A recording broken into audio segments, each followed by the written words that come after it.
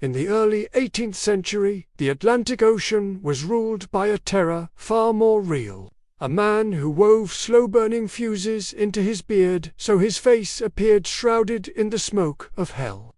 A man whose name alone was enough to make Royal Navy captains tremble. Welcome back to Retro Production.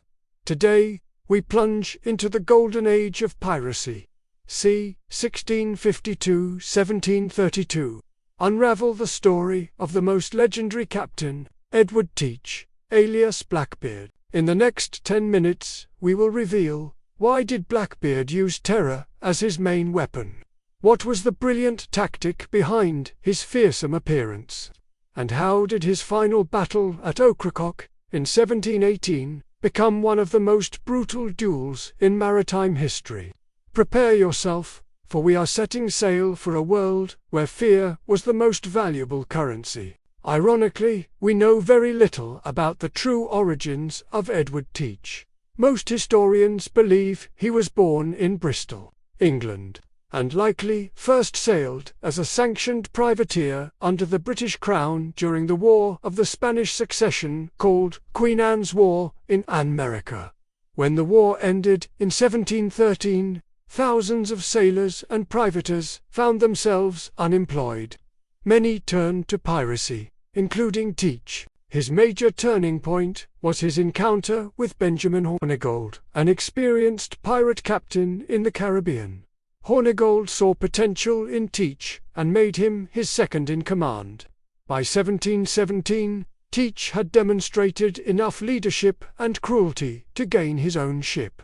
He now operated independently, focusing on the rich shipping lanes between the Caribbean and the American colonies. His biggest score came in late 1717, when he successfully captured a large French slave ship, La Concorde.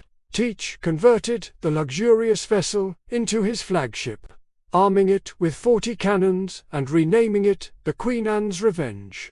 With a ship that massive, Blackbeard was no longer just a pirate. He was a literal maritime force. What set Blackbeard apart from other pirates was not the amount of gold he stole, but the image he created. He was a master of the psychology of terror.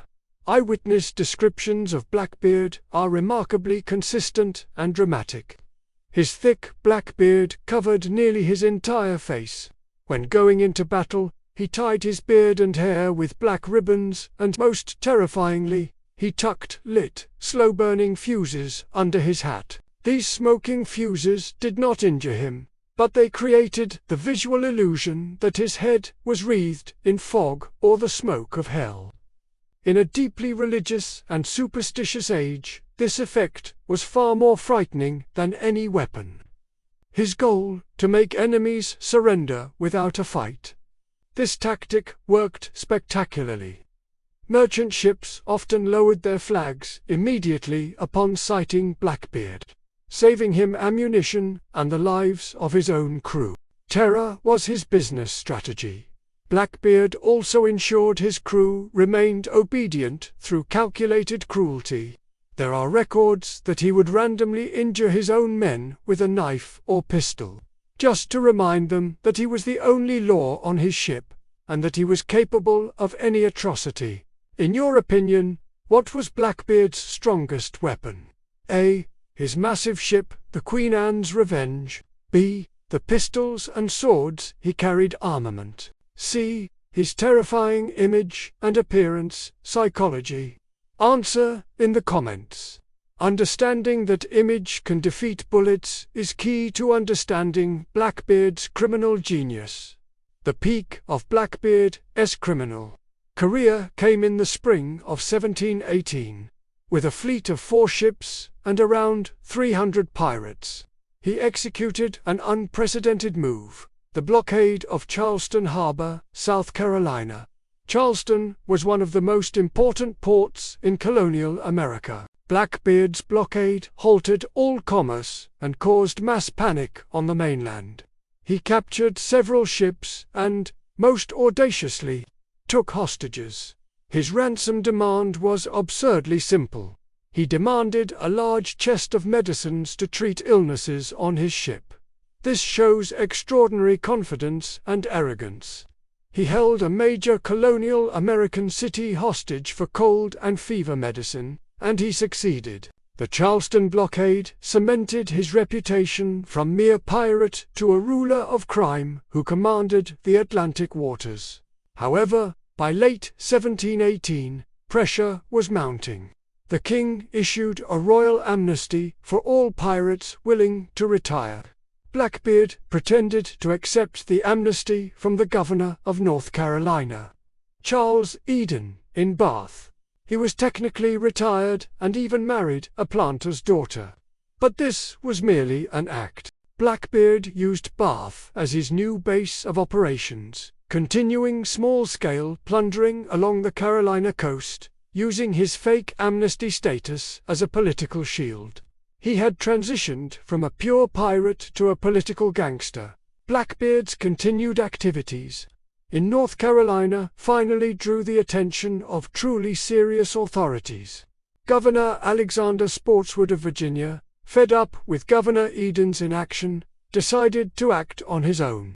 He commissioned 2 small Royal Navy sloops and tasked Lieutenant Robert Maynard with hunting Blackbeard down. On November 22, 1718, Maynard tracked Blackbeard to his hideout at Ocracoke Inlet. Blackbeard was only accompanied by his small sloop, Adventure, and about 24 crew.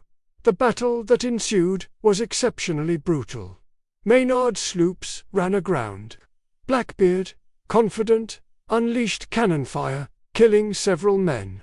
Maynard then ordered most of his crew to hide below deck to lure Blackbeard in. Blackbeard, believing Maynard had killed most of his crew, boarded Maynard's sloop. There, he was met by the hidden Marines. The fight turned into a legendary hand-to-hand duel between Blackbeard and Maynard. This pirate version of Achilles fought with supernatural ferocity.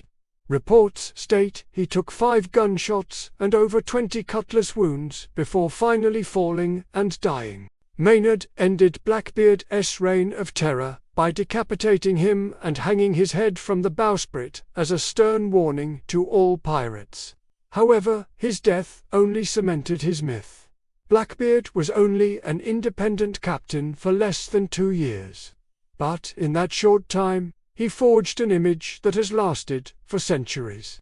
He was a master of performance, proving that terror is the most effective form of control. To this day, the Queen Anne's Revenge has been discovered off the coast of North Carolina, and archaeological investigation continues to uncover evidence of his pirating life. The story of Blackbeard is a fascinating case study in how myth is shaped by public fear and the operational genius of a criminal. His true treasure was not gold, but the legacy of fear he left behind on the Atlantic Ocean. Please leave a comment. Do you think Blackbeard would be as effective if he operated in the modern age, considering the absence of the element of superstition? If you enjoyed this exploration of the psychology behind dark history, make sure to subscribe to Retja Production and like this video. See you in the next epic tale.